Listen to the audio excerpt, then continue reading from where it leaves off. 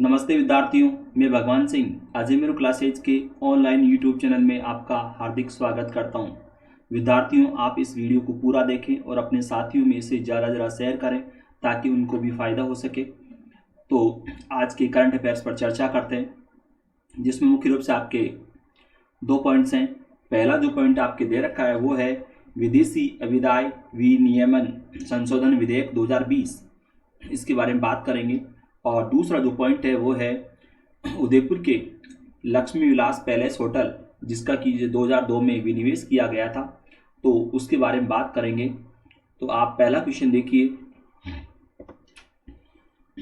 संसद ने 23 सितंबर को जम्मू कश्मीर आधिकारिक भाषा विधेयक 2020 को मंजूरी दे दी है। इसमें कितनी भाषाओं को जम्मू कश्मीर की आधिकारिक भाषा का दर्जा देने का प्रावधान है? तो राइट आंसर है 5। विद्यार्थियों, वैसे तो इस क्वेश्चन को मैंने पहले भी लिया था जब जो है लोकसभा से ये विधेयक पारित हुआ था। तो यहाँ पर अब क्योंकि 23 सितंबर को राज्यसभा ने भी इसको पारित कर दिया है, यानी कि अब ये संसद से पारित हो चुका है, इसलिए इसके बारे में मैंने इस क्वेश्चन को बताने के लिए वापस लिया है यहाँ पर। तो विद्यार्थियों, यहाँ पर ध्यान रखना है कि इस विधेयक में जम्मू कश्मीर की आधिकारिक भाषा का दर्जा देने के जो प्रावधान है, तो 5 भाषाओं को ये है जम्मू कश्मीर की आधिकारिक भाषा का दर्जा देने का प्रावधान है इसमें। तो उन 5 भाषाओं के नाम आप याद रखिएगा। मैं आपको नाम बोल देता हूँ, हिंदी, अंग्रेजी, उर्दू, कश्मीरी और डोगरी। इन 5 भाषाओं को यहाँ की आधिकारिक भाषा का दर्जा देने का प्रावधान इसमें है। परंतु विद्यार्थियों, आपको एक बात और ध्यान रखनी है कि जम्मू कश्मीर के 74% लोगों की जो भाषा है वो कश्मीरी डोगरी है, कश्मीरी और डोगरी है। यानी दोनों भाषाओं को मिलाकर देखें तो 74% लोग यहाँ के वो कश्मीरी डोगरी को बोलते हैं, कश्मीरी और डोगरी को। तो ये भी आपको ध्यान रखना है। और इसके बाद आप अगला क्वेश्चन देखिए। 23 सितंबर को संसद के द्वारा पारित 3 प्रमुख श्रम सुधार विधेयकों में अधिकतम कितने कर्मचारियों वाली कंपनियों की सरकार की इजाजत के बिना कर्मचारियों को निकालने की अनुमति होगी? तो यहाँ पर कितने कर्मचारियों वाली कंपनियों को, यहाँ पर थोड़ा प्रिंट मिस्टेक है, कंपनियों को सरकार की इजाजत के बिना कर्मचारियों को निकालने की अनुमति होगी। तो राइट आंसर है 300। विद्यार्थियों, यहाँ पर क्वेश्चन क्योंकि महत्वपूर्ण है, इसलिए इसके बारे में मैं थोड़ा आपको डिटेल्स में और जानकारी दे देता हूँ। विद्यार्थियों, यहाँ पर राज्यसभा की अगर बात करें तो राज्यसभा ने 23 सितंबर को उपजीविका जन्य सुरक्षा, स्वास्थ्य तथा कार्यदशा संहिता 2020 और औद्योगिक संबंध संहिता 2020 व सामाजिक सुरक्षा संहिता 2020, इन विधेयकों को यानी इन 3 विधेयकों को मंजूरी प्रदान कर दी है, जिन्हें लोकसभा ने 22 सितंबर को पारित कर दिया था। यानी 22 सितंबर को लोकसभा से ये तीनों विधेयक पारित हुए और 23 सितंबर को अब राज्यसभा ने इसको पारित कर दिया, यानी कि ये तीनों विधेयक संसद से पारित हो गए हैं। तो यहाँ पर इन विधेयकों में किसी प्रतिष्ठान में आजीविका, सुरक्षा, स्वास्थ्य और कार्यदशा को विनियमित करने, यानी विनियमित से मतलब है सुरक्षित करने, विनियमित करने, औद्योगिक विवादों की जांच एवं निर्धारण तथा कर्मचारियों की सामाजिक सुरक्षा संबंधी प्रावधान है इस विधेयक में, यानी इन 3 विधेयकों में। और यहाँ पर एक बात और आपको मैं बताऊं इसमें कि अब तक 100 से कम कर्मचारियों वाली कंपनियों को छंटनी के लिए अनुमति जरूरी नहीं थी और इस सीमा को बढ़ाकर अब 300 कर दिया गया है। तो विद्यार्थियों, यहाँ पर इसका मतलब आप समझ रहे हो, यानी कि अब तक ये प्रावधान था कि किसी कंपनी में 100 से अधिक, किसी कंपनी में 100 से अधिक अगर कर्मचारी होते तो उस कंपनी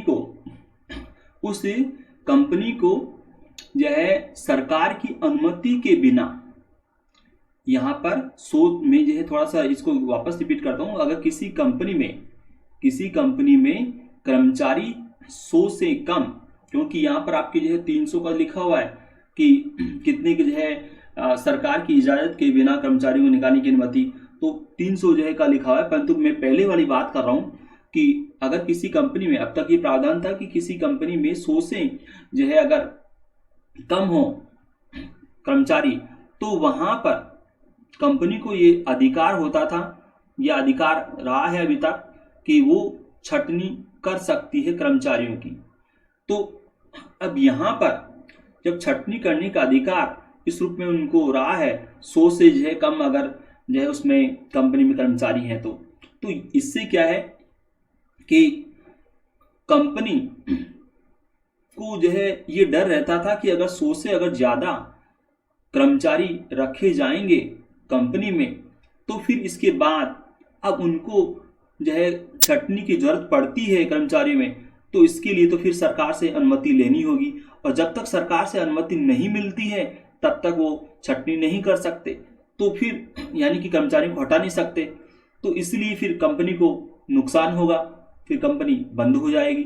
तो इसीलिए वहां पर 100 की जो संख्या जो रही अब तक, यानी कि कंपनी में 100 से जो है अगर कम है कर्मचारी, तो वो संख्या को बढ़ाकर अब 300 कर दिया गया है।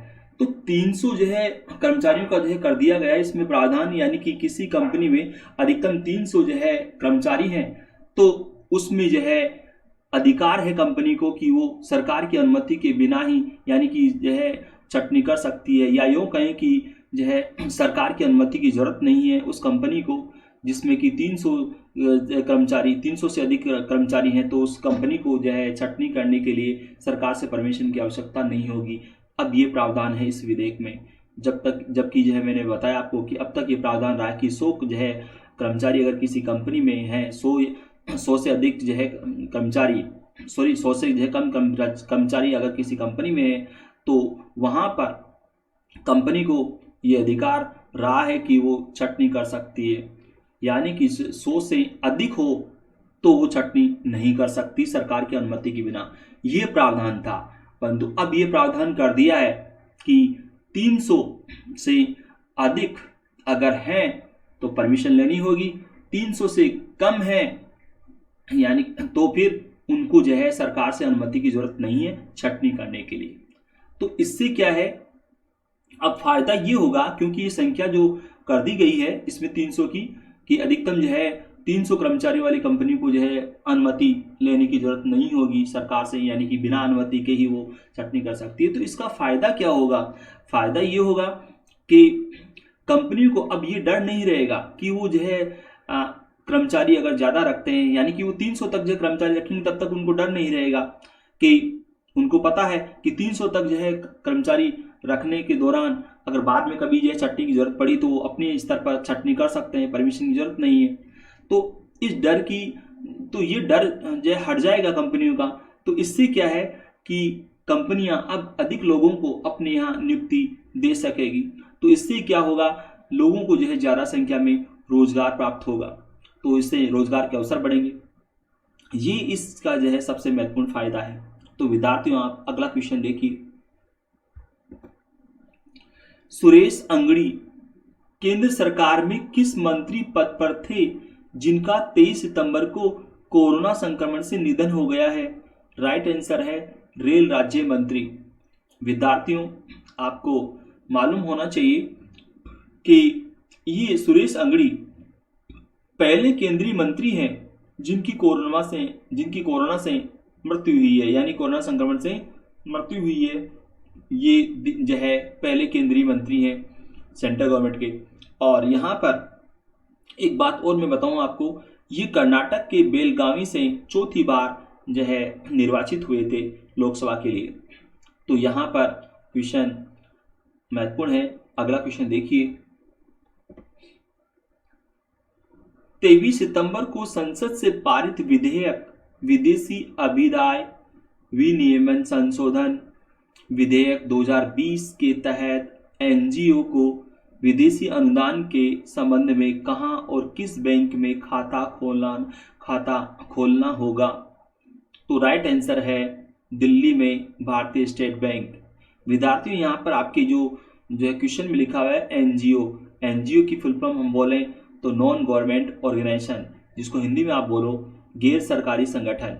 तो यहाँ पर ये जो विधेयक पारित हुआ है 23 सितंबर को संसद से, क्योंकि ये विधेयक लोकसभा से पहले पारित हो गया, राज्यसभा से 23 सितंबर को पारित हुआ है, यानी कि संसद से ये विधेयक पारित हो गया। क्योंकि लोकसभा से पहले पारित हो गया, राज्यसभा से 23 सितंबर को हुआ है, यानी कि संसद से ये कंप्लीटली पारित हो गया है विधेयक। तो विद्यार्थियों यहाँ पर क्वेश्चन जो है महत्वपूर्ण है, इसलिए यहाँ पर मैं आपको इसके बारे में थोड़ी जानकारी दे देता हूँ। इस विधेयक में विदेशी अंशदान पाने वाले गैर सरकारी संगठनों यानी कि एनजीओ, गैर सरकारी संगठनों के कामकाज में पारदर्शिता लाने के लिए ये जो है इसमें प्रावधान किए गए हैं, या यूं कहीं कामकाज में इन जो है एनजीओ के कामकाज में पारदर्शिता के लिए जरूरी प्रावधान किए गए हैं इस जो है विधेयक में। यहाँ पर एक बात और मैं आपको बताऊं, इस विधेयक के प्रावधान के अनुसार किसी एनजीओ के पंजीकरण के लिए उसके पदाधिकारियों का आधार देना होगा, यानी उन पदाधिकारियों को अपना आधार नंबर वहां पर जो है देना होगा। एक बात और है यहाँ पर इसमें कि इसमें एक प्रावधान है कि एनजीओ को जिस कार्य के लिए पैसा मिले वह उसी कार्य में खर्च होना चाहिए, ये भी इस जो है विधेयक में प्रावधान है। और यहाँ पर एक बात और यहाँ पर है कि ये विधेयक देश की जो है सुरक्षा के लिए या यूं कहीं देश की आंतरिक सुरक्षा के लिए बहुत महत्वपूर्ण है, क्योंकि विद्यार्थियों आप जानते हो कि विदेशों से जो एनजीओ को अनुदान मिलता है या अंशदान जिसको बोले आप, तो ये जो अनुदान मिलता है एनजीओ को, तो ये कई ऐसे एनजीओ हैं जो इसका गलत फायदा उठाते हैं। जैसे जो है उनको सामाजिक कार्यों के लिए जो है या सामाजिक जो है हित के लिए या सामाजिक कार्यों के लिए या धार्मिक कार्यों के लिए जो है अनुदान मिला है, तो वो उस पैसे का उपयोग सामाजिक कार्यों में या धार्मिक कार्यों में न करके उसका गलत तरीके से उपयोग करते हैं। जिसे आप देखते हो इसमें कि कई ऐसे एनजीओ है जिससे इस पैसे का उपयोग वो जो है सरकार के खिलाफ करते हैं, धरना प्रदर्शन करवाने के लिए, मानवाधिकार के नाम पर जो है वो हल्ला मचाने के लिए, तो इस तरह का करते हैं। कई से जो है एनजीओ का जो है भी सामने आया है कि उनके द्वारा जो है इस पैसे का उपयोग आतंकवादी जो है जो संगठन है उनकी गतिविधियों को संचालित करने में उनका उपयोग किया जाता है। तो इस तरह से एनजीओ को जो प्राप्त ये विदेशी जो अनुदान है उसका सही उपयोग हो, इसीलिए इस जो है विधेयक में ये प्रावधान किए गए हैं कि यहाँ पर आधार भी है, पदाधिकारियों को आधार जो है देना होगा। इसमें यह भी यह प्रावधान किया है कि जिस कार्य के लिए पैसा मिला है उसी कार्य में उसका उपयोग होना चाहिए, ये भी इसमें प्रावधान किया है। और तो इस तरह से अब जब ये प्रावधान कर दिए गए हैं तो इसकी वजह से अब आंतरिक सुरक्षा और ज़्यादा मजबूत होगी, यानी कि ये एनजीओ इस पैसे का दुरुपयोग नहीं कर पाएंगे या यूं कहें कि देश के खिलाफ इसका उपयोग नहीं कर पाएंगे। यहाँ पर एक बात और है विद्यार्थियों कि इसमें प्रावधान है कि एनजीओ को विदेशी अनुदान प्राप्त करने के लिए दिल्ली में भारतीय स्टेट बैंक में खाता खोलना होगा, यानी कि वहाँ पर खाता खुलवाना होगा, जैसा कि आपके क्वेश्चन में भी दे रखा है। तो यहाँ पर मैं आपको बता दूं कि भले इसमें जो प्रावधान किया है कि दिल्ली में जो है भारतीय स्टेट बैंक में खाता खुलवाना होगा, परंतु यहाँ पर यह है कि इसमें कि ये आवश्यक नहीं है, यहाँ पर ये आवश्यक नहीं है कि व्यक्ति जो है वो दिल्ली जाए और वहाँ पर भारतीय स्टेट बैंक में खाता खुलवाए। जैसे अगर कोई एनजीओ जो है दिल्ली में नहीं है, किसी अदर स्टेट में है, तो उसको जो है वहाँ दिल्ली जाकर भारतीय स्टेट बैंक में खाता खुलवाने की जरूरत नहीं होगी, यानी कि वो अपने आसपास के किसी भी भारतीय स्टेट बैंक की शाखा में जो है वो खाता खुलवा सकता है। ये इसमें प्रावधान है, तो इसको आप ध्यान रखिएगा जो मैंने आपको बताया है कि अपने आसपास की जो है भारतीय स्टेट बैंक की किसी भी शाखा के जरिए वो खाता खुलवा सकते हैं। दिल्ली जो है जाने की जरूरत नहीं होगी वो एनजीओ को, वो अपने आसपास की किसी भी भारतीय स्टेट बैंक की शाखा से खाता खुलवा सकते हैं। ये जो है इसमें प्रावधान है। तो विद्यार्थियों क्वेश्चन बहुत महत्वपूर्ण है, इसलिए इसको आप याद रखिएगा। आप अगला क्वेश्चन देखिए। रेचेप तैयप एर्दोगन किस देश के राष्ट्रपति हैं जिनके द्वारा जम्मू कश्मीर पर विवादित टिप्पणी का भारत ने विरोध किया है? तो राइट आंसर है तुर्की। विद्यार्थियों आपको मालूम होना चाहिए कि ये एर्दोगन जो कि जब तक जम्मू कश्मीर पर इस तरह की विवादित टिप्पणी करते हैं पाकिस्तान के समर्थन में, तो इसलिए विवादों में रहते हैं और इसलिए आपको ये क्वेश्चन भी याद रखना है। विद्यार्थियों, मैंने आपको बताया था कि राष्ट्रपतियों के, प्रधानमंत्रियों के नाम पूछे जाते हैं, तो किसी जो है राष्ट्रपति का जो है किसी कारण से विवाद में रहते हैं तो उसका भी नाम पूछते हैं एग्जाम में, किसी प्रधानमंत्री का पूछ लेते हैं, या कोई राष्ट्रपति जो है नया बना है तो उसके बारे में पूछ लेते हैं, या किसी जो है प्रधानमंत्री की भारत यात्रा हुई है तो उसके बारे में क्वेश्चन पूछ लेते हैं। तो क्योंकि ये एर्दोगन ये विवादों में रहते हैं, इसलिए इनका क्वेश्चन भी आपको याद रखना है कि ये तुर्की के जो है राष्ट्रपति हैं। और आप अगला क्वेश्चन देखिए, संसद का मानसून सत्र अपने निर्धारित समय से कितने दिन पहले स्थगित कर दिया गया? तो राइट आंसर है 8 दिन पहले, यानी 8 दिन। विद्यार्थियों, आपको मैंने वैसे तो इसके बारे में पहले भी बताया था कि संसद का मानसून सत्र 1 सितंबर से 1 अक्टूबर तक चलना था।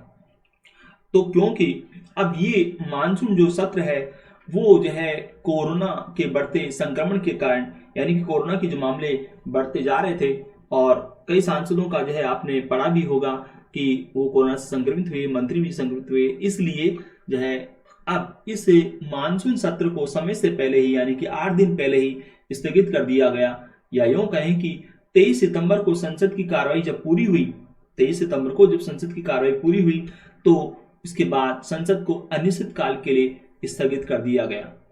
तो विद्यार्थियों, 23 सितंबर के दिन की कार्रवाई तो पूरी हो गई, परंतु उसके बाद संसद के सत्र को स्थगित कर दिया गया है। तो 1 अक्टूबर तक होना था, तो इस तरह से 8 दिन और बचे थे। तो विद्यार्थियों, आपको ध्यान रखना है इसमें कि ये सत्र कब से कब तक होना था। तो मैंने बता दिया आपको 1 सितंबर से 1 अक्टूबर तक होना था, इसलिए आपको ये क्वेश्चन ध्यान रखना है। आप अगला क्वेश्चन देखिए, संसद के मानसून सत्र की 23 दिन की अवधि के दौरान कुल कितने विधेयक पारित किए गए? तो राइट आंसर है 25 विधेयक। अगला क्वेश्चन देखिए आप,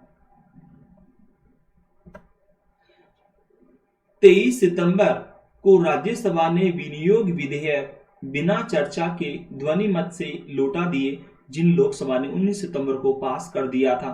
तो राइट आंसर है 2 विधेयक, 2 विनियोग विधेयक। विद्यार्थियों, विनियोग विधेयक के बारे में मैं आपको अगली ये वीडियो में बताऊंगा, क्योंकि यह विनियोग विधेयक के बारे में बताऊं तो क्योंकि थोड़ा बड़ा है क्वेश्चन, इसलिए यहाँ पर विनियोग विधेयक क्या होता है इसके बारे में सारी जानकारी मैं आपको बाद में अगले वीडियो में दूंगा। तो यहाँ पर इतना याद रख लीजिए कि 2 जो है ये विनियोग विधेयक जो है यहाँ पर राज्यसभा ने लौटाए हैं और लोकसभा ने जो है 19 सितंबर को जो है पास कर दिए थे। तो आप अगला क्वेश्चन देखिए, राज्यसभा के महासचिव कौन है? तो राइट आंसर है देश दीपक वर्मा।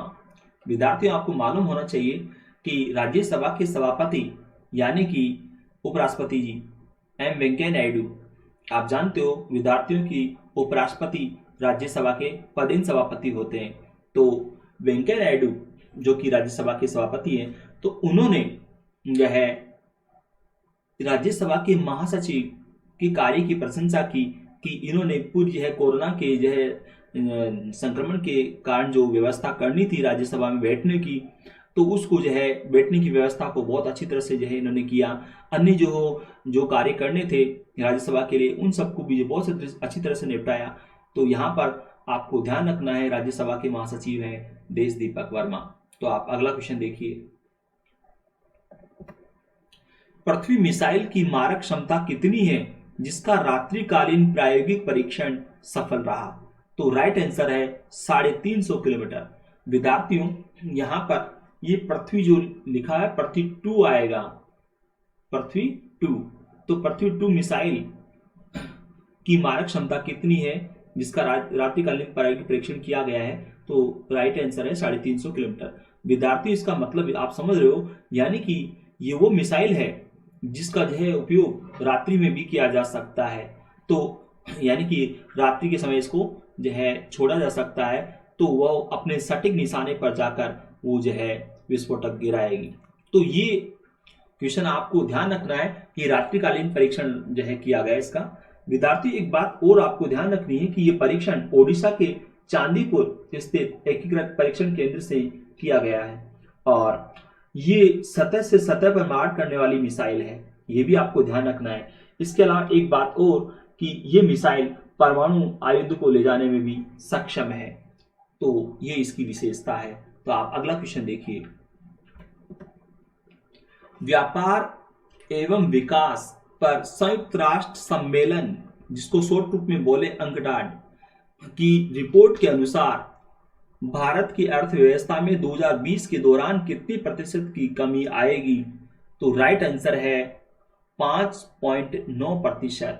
यानी कि व्यापार एवं विकास पर संयुक्त राष्ट्र सम्मेलन ने जो रिपोर्ट जारी की है उसके अनुसार भारत की अर्थव्यवस्था में 2020 के दौरान 5.9% की गिरावट आएगी, यानी कि कमी आएगी। परंतु विद्यार्थी, इस रिपोर्ट में अनुमान व्यक्त किया गया है कि 2020 में वैश्विक अर्थव्यवस्था में, यानी कि पूरे विश्व की अर्थव्यवस्था की बात करें तो वैश्विक अर्थव्यवस्था में 4.3% की कमी आएगी, ये भी इसमें अनुमान व्यक्त किया गया है। तो विद्यार्थियों, आपको भारत के बारे में भी याद रखना है कि भारत की अर्थव्यवस्था में कितने प्रतिशत की कमी आने का अनुमान व्यक्त किया है, तो 5.9। और वैश्विक स्तर पर अर्थव्यवस्था में कमी वैश्विक स्तर पर कितने प्रतिशत की कमी आने का अनुमान व्यक्त किया है, तो 4.3%। ये भी आपको याद रखना है। तो आप अगला क्वेश्चन देखिए। फीफा महिला अंडर 17 फुटबॉल विश्व कप 17 फरवरी से 31 मार्च तक किस देश में होना प्रस्तावित है, जिसके कोरोना संक्रमण के कारण स्थगित होने की संभावना है? तो राइट आंसर है भारत। यानी कि फीफा महिला अंडर 17 फुटबॉल विश्व कप 17 फरवरी से 31 मार्च 2021 को होना प्रस्तावित है, परंतु कोरोना की का संक्रमण बढ़ रहा है, इसलिए ये कहा जा रहा है कि शायद अब इसको फिर से स्थगित किया जाए, क्योंकि एक बार पहले ये स्थगित हो चुका है। तो अब फिर से ये संभावना बढ़ रही है कि शायद इसको आगे भी स्थगित करना पड़े। तो विद्यार्थियों, अगला क्वेश्चन देखिए आप। लक्ष्मी विलास पैलेस कहाँ है, जिसके 2002 में विनिवेश में राजकोष को नुकसान पहुंचाने के आरोप में तत्कालीन विनिवेश मंत्री अरुण शौरी की गिरफ्तारी पर राजस्थान हाईकोर्ट ने रोक लगा दी है? तो राइट आंसर है उदयपुर। विद्यार्थियों, लक्ष्मी विलास पैलेस ये होटल है। तो लक्ष्मी विलास पैलेस होटल के बारे में मैं आपको थोड़ी जानकारी दे देता हूं, क्योंकि क्वेश्चन राजस्थान के संदर्भ में है और महत्वपूर्ण भी है क्वेश्चन। वैसे राजस्थान के संदर्भ में भी है और पूरे भारत के संदर्भ में भी क्वेश्चन है, इसलिए इसके बारे में थोड़ी मैं आपको जानकारी दे देता हूं।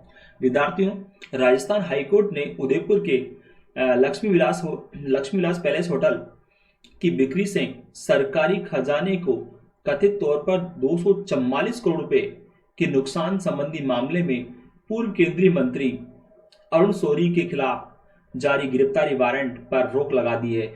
यानी कि निचली जो अदालत है, या यूं कहें कि सीबीआई की जो अदालत है, तो सीबीआई की अदालत ने इनके खिलाफ गिरफ्तारी वारंट जारी किया था, तो उस पर राजस्थान हाईकोर्ट ने रोक लगाई है।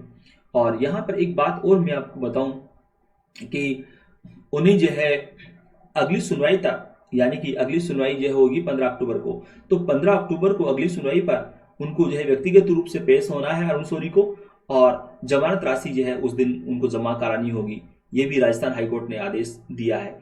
यहाँ पर एक बात और मैं आपको बताऊं कि ये मामला है क्या, विनिवेश का मामला क्या है। तो विद्यार्थियों, ये मामला सार्वजनिक क्षेत्र के भारत पर्यटन विकास निगम के लक्ष्मी विलास पैलेस होटल को 2002 में एक निजी कंपनी जिसका नाम है भारत होटल्स लिमिटेड, उसको 7 करोड़ 52 लाख रुपए में बेच दिया गया था। तो उससे संबंधित है मामला।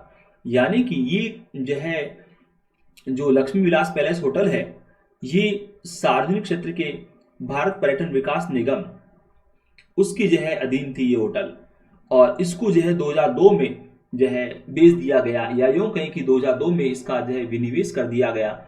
और जिस निजी कंपनी को बेचा गया उसका नाम है भारत होटल्स लिमिटेड। और कितने में बेचा इसको, तो 7 करोड़ 52 लाख रुपए में इसको बेच दिया। और उस समय क्योंकि अरुण शौरी अटल बिहारी वाजपेयी के नेतृत्व वाली राष्ट्रीय जनतांत्रिक गठबंधन सरकार में विनिवेश मंत्री थे, और बाद में अब ये मामला खुला है तो सीबीआई की जो है शुरुआती जांच में जो है लक्ष्मी विलास पैलेस होटल की कीमत 252 करोड़ रुपए आंकी गई थी।